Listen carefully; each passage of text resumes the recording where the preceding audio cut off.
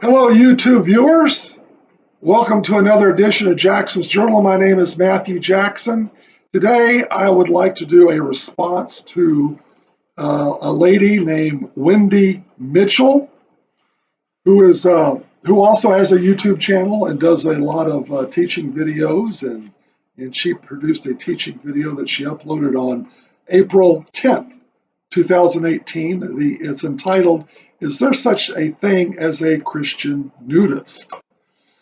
And one of the things that she said that prompted her to do this video is that she said she has a friend who's a nudist who also professed to be a Christian or know Christ or know the Lord. And that was her motivation for doing the video. So she also said at the beginning of her video that she wasn't there to place condemnation or judgment. She just wanted to make a biblical case against nudism, basically, Christian nudists, that even though a nudist may, and she acknowledged the fact, she also acknowledged that you could be a nudist and know the Lord. But she did specify that even though you may be a nudist and know the Lord, that being a nudist is not within God's perfect will, and she made a biblical case against it, a nudism, okay, or being a nudist. Now, one of the things where I think Wendy went wrong in her 31-minute presentation is she didn't really make the distinction between being naked in public and being a nudist or practicing nudism, because they're really not one and the same. She kind of like combined the two together and painted the two with one broad brush. And I don't think it's that simple. So let me set the stage and define the two different camps first, and then I will rebut some of Wendy's arguments in her presentation. I won't rebut every point that she made, but I will, in the best interest of time, of course, that's why.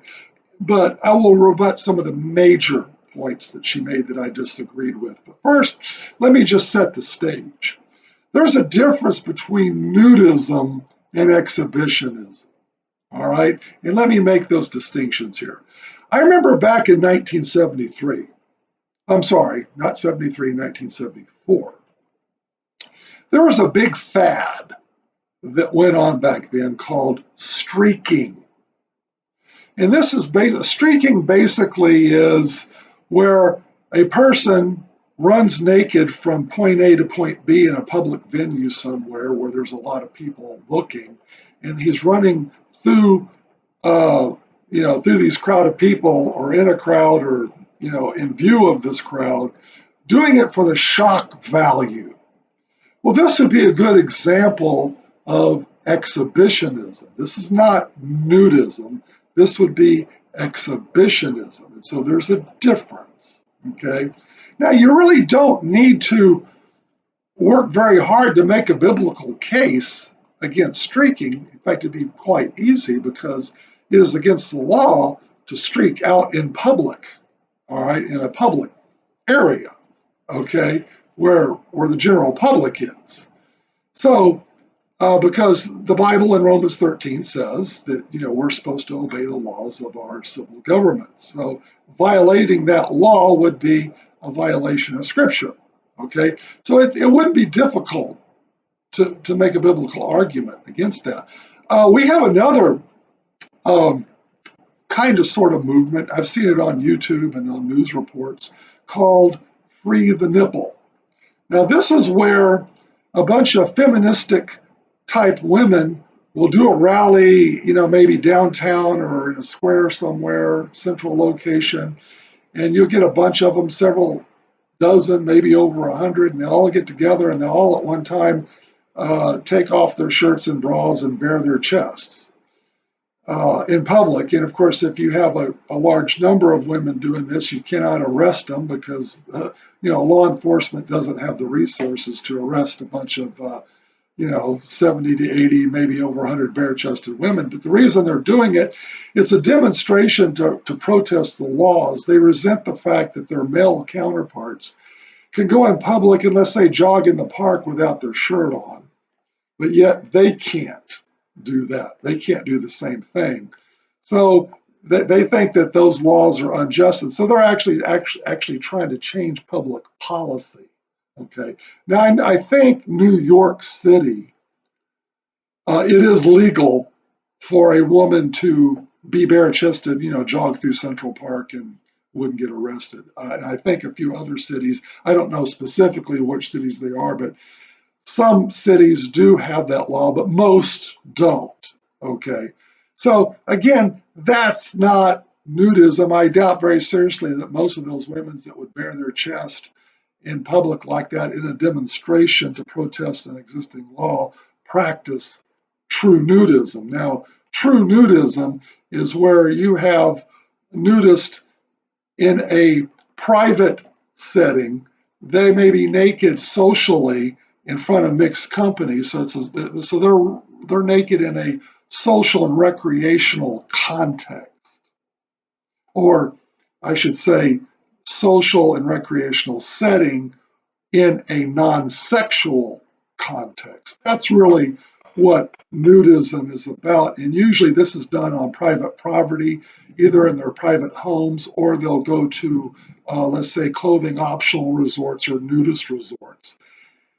And they're away from the public, doing it amongst the nudie community and their nudie friends, sort of thing. And they're not really trying to be in your face about it with the public, with the people who are wearing clothes. Oh, by the way, don't call a nudist person a nudie.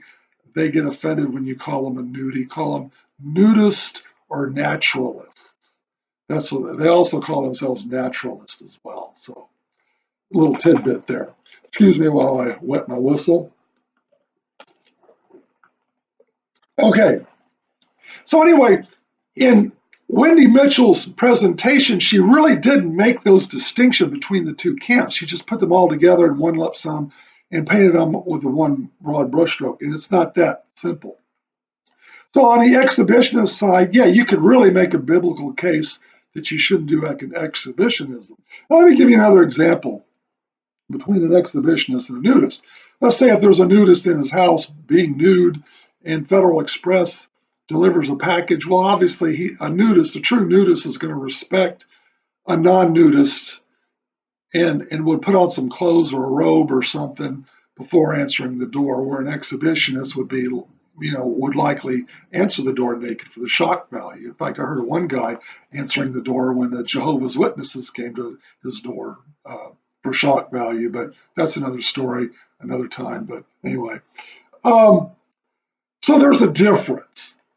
And let me go ahead and get into some of the scriptures that Wendy cited that she, I think, took out of context a little bit. She put in a lot of conjecture.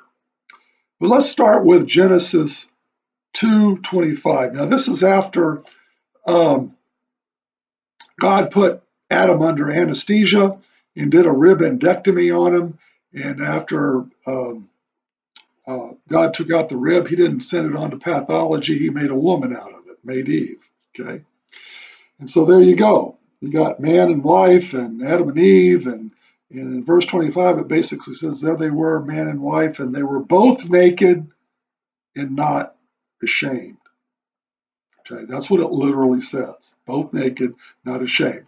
Wendy asserted in her video that they both knew that they were naked at that time. Well, the Bible doesn't specifically say that they were, even though it's possible they could have known. The Bible doesn't say that, so we've got to assume that they probably didn't know each other, that they didn't know that they were naked. All right. Now, if you move on to Genesis 3, verses 7, after they had eaten the fruit, the forbidden fruit, off the forbidden tree, verse 7 says their eyes were open and they discovered that they were naked. So that would lend me to believe that they probably didn't know that they were naked in verse chapter 2, verse 25. Then they sewed fig leaves. They took a bunch of fig leaves, sewed them up, and this is the first time any fashion designing was ever done. So that's the origin of fashion design right there with the fig leaves. Wendy asserted that Adam and Eve were trying to save themselves by making fig leaves and covering themselves up. I would have to, I got a problem with that. I disagree with. I don't think necessarily that they were trying to save themselves. I think my interpretation of that scripture is they had a false modesty and a false shame. And so sewing fig leaves together was a way to cover up their false modesty and their false shame. It was a diversionary tactic. Yeah, they discovered that they were naked in verse 7, but they had already been naked for quite a while in the Garden of Eden before they ate of the fruit. So logic would dictate if there was nothing wrong with them being naked and God made them that way just because they ate of the forbidden fruit and they're conscious of their naked, that doesn't make being naked wrong.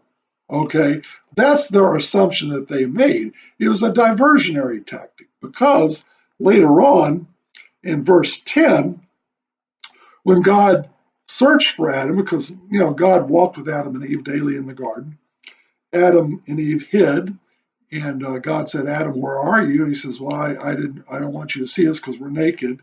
And what was the first question God asked? Who told you that you were naked? In God's opinion here, the way that God framed that question, being nude wasn't even an issue. Who told you you were naked?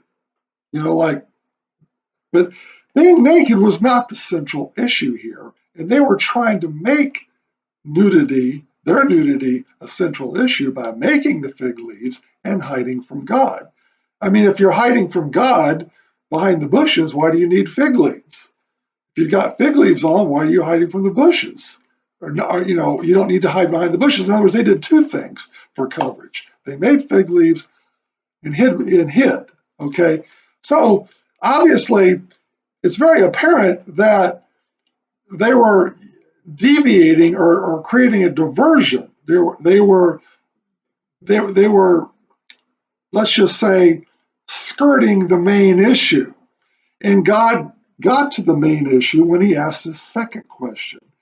And the second question was, have you eaten from the tree that I commanded you not to eat from? That was the real issue. If there should be any shame, it should have been shame in disobeying God's commandment from eating from the tree, eating the forbidden fruit. That's the real issue. Being naked was not the issue. That was a side issue. So that's the way I interpret that scripture. Now, Wendy did pose a question in the 14th minute of her presentation, and she asked the question, well, did Jesus go around naked? Well, of course he didn't go around naked. Again, nudism, as we know it today, is a modern day concept. There's a lot of recreational activities that we do today that wasn't practiced 2,000 years ago. Jesus didn't go bungee jumping or skydiving either. There's a lot of things. So you really can't, they didn't have nudist resorts or clothing optional resorts in Palestine. And being nude in a recreational context just was unheard of, and it was practical to be naked in any other context because you need clothes. Man needs clothes. Man would not have survived all these thousands and thousands of years had it not been for clothes. Any nudist would tell you that. Any nudist would tell you that the fall of man precludes man from being naked 24/7. We just don't have the Garden of Eden around anymore. So all the examples in the Bible that talk about nudism, Wendy did bring up the crucifixion and how the Romans, when they crucified people, they were crucified naked, and that was done as a shaming technique. Okay, and that's true. Um, but again, there's no right-minded nudist that would ever defend nudism and use Roman crucifixion as the basis for defending nudism, because being crucified naked is not a practice of nudism. Also, when Noah, after the ark had landed and the water had receded and they've emptied the ark, all the animals were set free, and they went on with their lives. Noah grew a vineyard, made some wine, he got drunk, and one of his sons saw him naked. The other two sons took a blanket and walked in backwards, covered him up. Well, in that particular case, Noah was not practicing nudism. He was inebriated. Okay.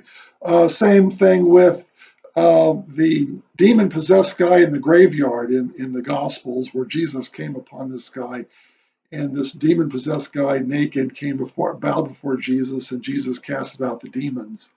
And then later on, the guy put on some clothes and was in his right mind and talked to Jesus. When he was naked, he was not practicing nudism. So any example of being naked in the Bible is always done in a negative context, because usually it's involuntary nudity and the guy is desperate. So you really can't apply those scriptures and say, well, that applies to nudism and today, the way it's practiced today. But let's get down to the last scripture that Wendy cited in her presentation, Genesis 3:21. So here we have man sinned, Adam and Eve got kicked out of the garden, no more creature comforts of the garden. The earth was cursed. And so now Adam and Eve faced much harsher environmental conditions than they were when they were in the Garden of Eden.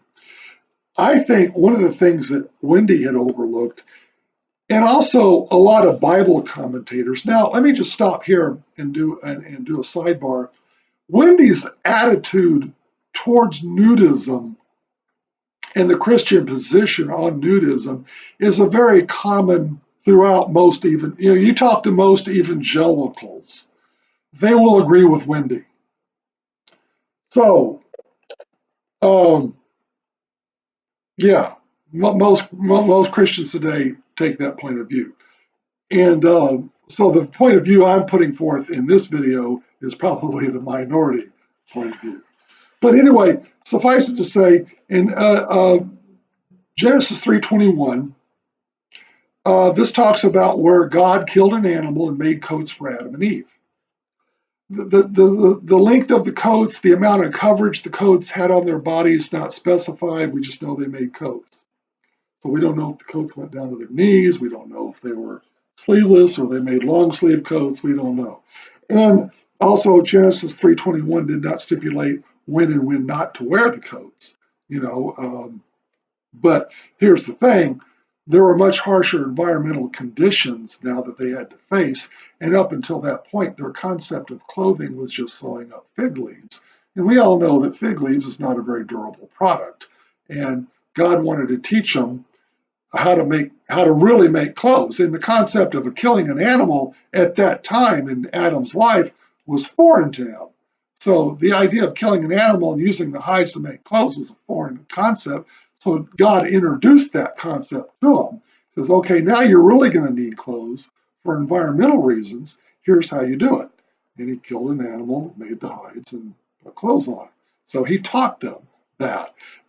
That's the way I interpret that scripture. I don't think it was necessarily a prohibition against being naked per se.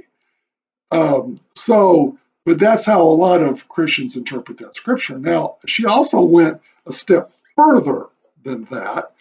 And she says, because obviously when you kill an animal, and obviously that's the shedding of blood. And she's saying that was an atonement sacrifice to atone for the sin that Adam and Eve committed. I would also have to disagree with that as well, because verse 21 in chapter 3 of Genesis doesn't specifically say that it was an atonement. If that was true, if that really did atone for Adam and Eve's sin, Well, then why was Adam and Eve ever kicked out of the garden in the first place? They could have just stayed in the garden and killed the animal for the atonement and moved on. But that's not what happened. Their punishment for their sin was being kicked out of the garden. Okay. So there was no redeeming there. There was no redemption. They were out of the garden. They couldn't get back in the garden. That's it. Okay. So, but a lot of Bible commentaries will, in modern times, I'll say, the modern day Bible commentators have taken that scripture and using the symbology of that scripture to talk about the first sacrifice, the first shedding of blood for man's sin. But if you look in some of the earlier commentaries in earlier centuries, you won't find that take. That's a modern day thing. So I think there's a lot of conjecture there. Because if you read the book of Leviticus, when the sacrifices were implemented in the law, God specifically said they were for atonement. Okay, but he did not say they were for atonement purposes in Genesis 3:21. So you can't just automatically make that leap and assume that it was like that. And now I'd like to close. Now, Wendy does cite some other scriptures in Deuteronomy 22, talk about mixing fabrics and seeds and unequally yoked. But again, all those scriptures, the rest of the scriptures she cited in 1 Timothy 2:9, James 2:1, and also verse 5, and Leviticus 18. All those other scriptures really don't address nudism. You really can't make against nudism. I think she took them out of context, but I'm not going to really get into that because in the best interest of time. But I do want to close on one thing. A lot of people's attitude towards nudism really comes from a cultural thing. It's really more of a cultural conviction, more so than it is a biblical conviction. Let me give you an example. I worked for a company for about 12 years, and they were based out of Finland. And so I had to go to Finland. I've actually been there 5 times or 4 times, 4 or 5 times, doesn't matter. Anyway, I went over there one time in the month of December one year. I think it was 2011. I'm not sure. I think it was then. And it was in the month of December. And we were having our training session all week. And in the middle of the week on Wednesday, we took the afternoon off and we went to a resort area. And we went riding around up in the hills on all-terrain vehicles, 4-wheelers. And they also had a jacuzzi and a sauna there. It was very cold. There was some snow. There was about a foot of snow on the ground. Anyway, so after we were riding our ATVs up and down the hills, and they said, okay, well, let's all go in the sauna. So, well, I brought my bathing suit, so I went to my room to go change into my bathing suit, then went to the sauna. And I was the last guy in the sauna. You know, they had already been in the sauna maybe 5 minutes or so, and I walked in the sauna, and here I saw a bunch of naked Euros. Now, these guys were from Finland, Germany, Ukraine, all over Europe, okay?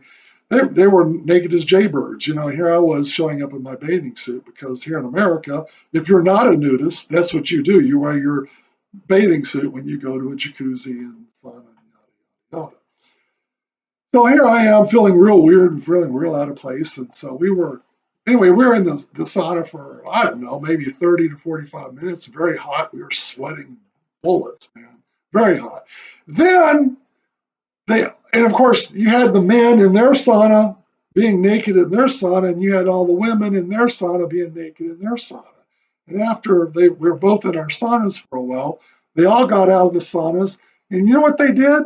They ran around in the snow naked, and then they laid down in the snow naked, and they did snow angels. Okay? Now, these people were sober at the time. They didn't start drinking vodka until a couple hours later, okay? That's when, so they were not drunk. This is what they do. That's their culture. And it was mixed company nudity, but it was done in a social, recreational context or in a setting, social, recreational setting in a non-sexual context, All right. Nobody thought anything of it except for me. I was the American. I was going, wow, these Euros are weird. But yeah, I sat in the sauna with them, and of course, I'm sorry, sat in the jacuzzi. So after they did snow angels in the snow, in the foot deep snow, then they went to the jacuzzis and they sat in jacuzzis all together. Okay, mixed company nudity. Except for me, I was the only guy that was wearing something. But they understood I was an American. They know Americans are more uptight about those sort of things. Same thing. You remember when they do those scanners in the airports where you have to stand in the airports and you have to put your hands above your head and you're being scanned?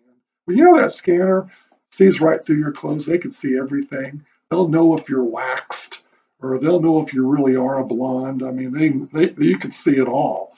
And you know, remember how all the Americans got bent out of shape when those scanners at the airports for security were being installed? Well, they thought we were crazy by making such a big fuss out of it because Europeans, Austrians, other people of other countries just have different attitude toward nudism and nudity. So a lot of that influence about being naked in a mixed company recreational setting, a lot of it has to do with culture. In my opinion, I take more the Romans 14 attitude when it comes to nudism.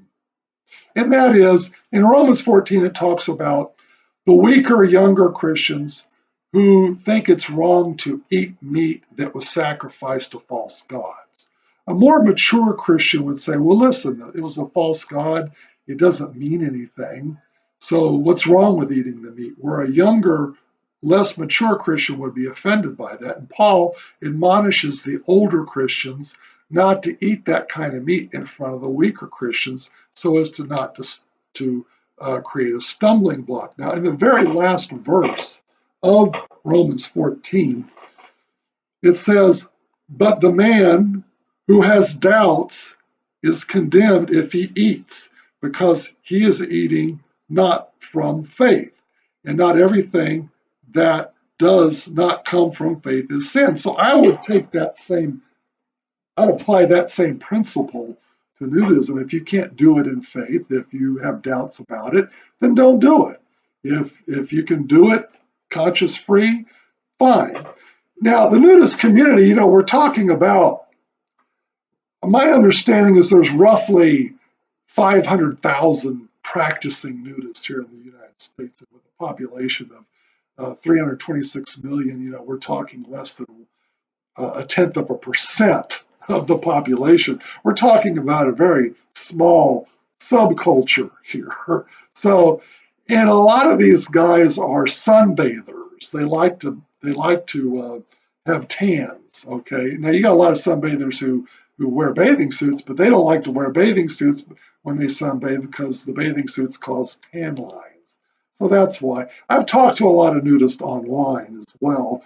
And I've talked to a few that have professed to be Christians, and I've quizzed them, well, how do you reconcile your Christianity with your nudism? So this is the background that I'm coming from in my experience with the nudist community and with being in other cultures and other countries. So, yeah, if you can, personally, I think it's goofy to soak in the sun several hours, whether you got a bathing suit on or not. I mean, for me, I got better things to do with my time than to make my complexion darker. I'm happy with my complexion the way that it is, but that's what those guys are into. But then again, you got guys that are into bungee jumping. You'll never see me bungee jump either. You'll never see me skydive. So there's a lot of recreational activities. It's not for everybody, but that's what they want to do. And as long as they're not doing anything illegal or immoral, then I'm okay with it. And Romans 14 applies. So that's basically my take on that. And again, I want to stress that I'm not out to discredit Wendy Mitchell as a whole in her teaching. I'm sure a lot of her teaching videos are very good. I encourage you to go check out her channel, Wendy Mitchell. Check out some of her videos and judge for yourself. I'm sure she's a very good teacher, but I just disagree with her on a few points concerning this. Anyway, thank you for watching. Feel free to subscribe to my channel, watch some of my other teaching videos on various topics. God bless and have a good day.